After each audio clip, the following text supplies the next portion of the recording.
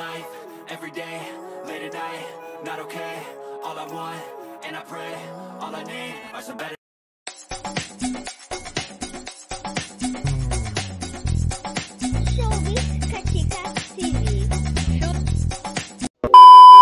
Hello mga kachika! This month nga, August 2025, ay talaga namang sunod-sunod nga ang milestone sa buhay ni Marjorie Barreto. Sa kanyang social media account ay binahagi nga niya ang ilan sa mga life update ng kanyang buhay kung saan talaga namang super proud nga siya.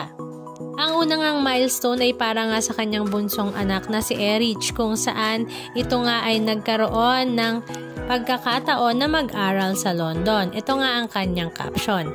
Her courage take her places my dreams never reach.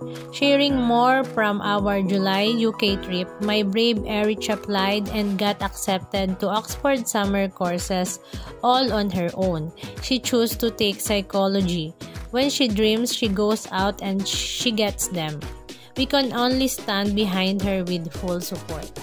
Inside, my mommy heart was breaking, worried she might be too young to be on her own, but at the same time overflowing with pride.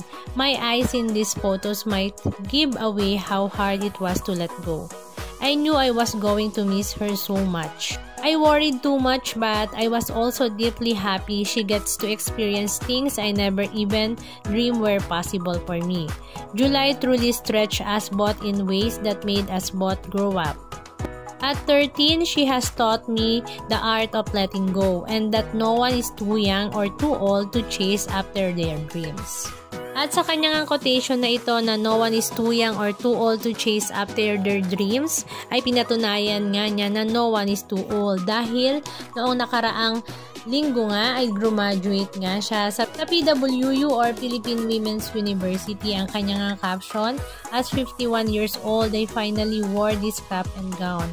4 years finishing college was a dream packed away. Post for show business, raising children, public service, business, and building a life. But God never forgot. In His perfect time, He gave me the courage to return, the strength to push through, and the joy of crossing this finish line. And the sweetest part, my children were there to witness it, taking my photos and videos, handing me flowers and gifts, a moment so surely a full circle moment. Also, I want to thank PWU for opening your doors and making this chapter possible. I also want to thank my dear friend Rupa Gutierrez for starting this journey for so many of us. So, she graduated first, lovingly encouraged me to go back to college and always reminded me that I could do it. At after naman nga ng kanyang graduation ay niregaluhan naman siya ng kanyang anak na si Julia Barreto ng isang sasakyan. Ito nga ang kanyang caption. Today is happy day. Thank you dearest Julia for this gift and all the love you shower me with. God bless you more. I love you. At last 2 days naman, August 17, 2025, ang kanya namang uniko iho, ang nag-iisang anak na lalaki na si Leon ay graduate din nga sa college. Talaga namang punong-puno nga ng kasiyahan at kagalahan ng kanyang puso dahil nga sa mga blessings na ganito. Ito nga ang kanyang caption. My only son graduated college. As his mother, it was always important to me that he finish his studies because I know that as a man, it's mean carrying the responsibility of being strong, capable, and one day a good provider for his own family. Leon, you honored our wishes. I watched you study so hard, sometimes too hard that I had to remind you to rest. Yesterday, all your sacrifices shines through.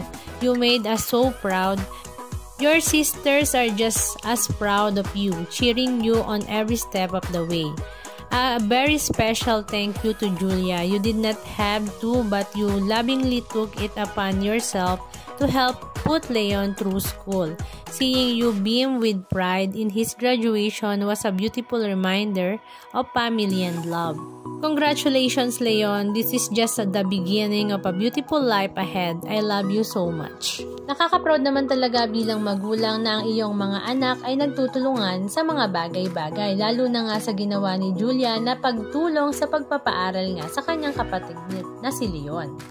Halika at panoorin natin ang ilan sa mga video clips ganap na kanilang ibinahagi sa kanilang social media accounts.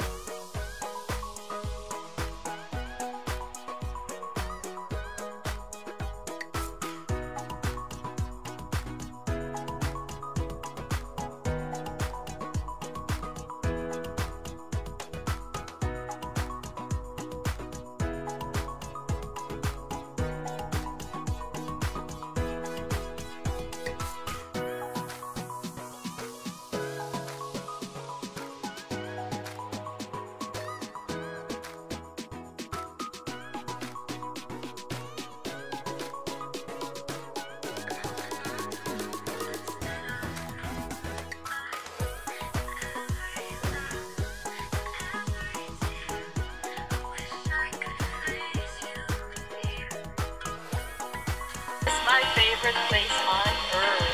Boracay!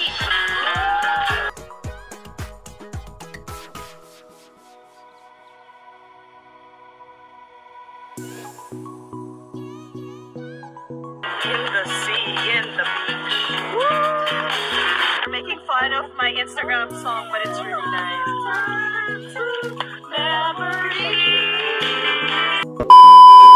You forgot something. Thank you.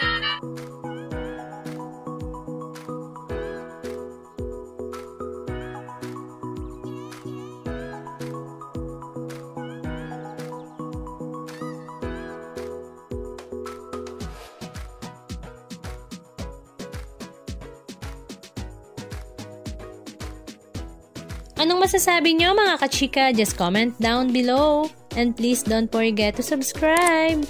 Thank you!